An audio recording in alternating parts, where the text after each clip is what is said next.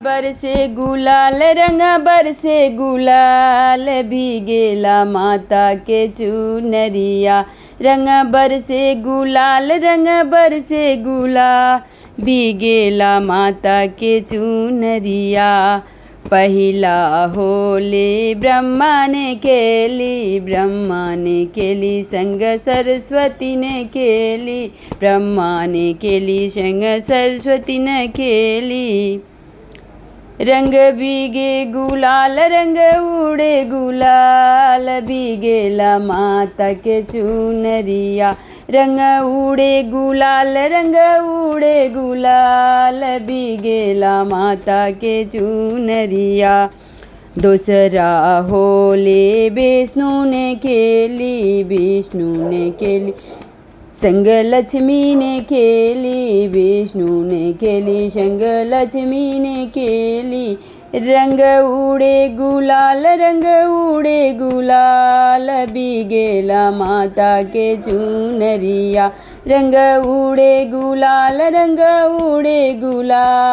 भीगेला माता के चुनरिया। तीसरा होली भोले ने केली संग उरा ने केली। भोले ने केली संग गौरा ने केली। रंग उड़े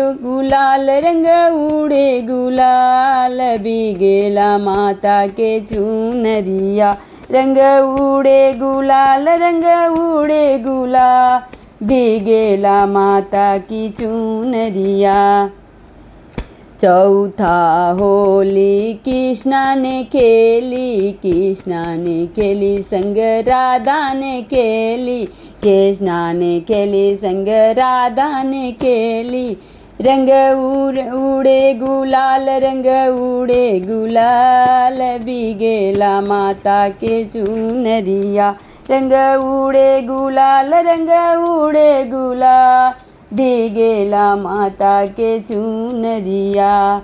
पांचवा होली राम ने केली संग सीता ने केली। राम ने केली संग सीता ने केली।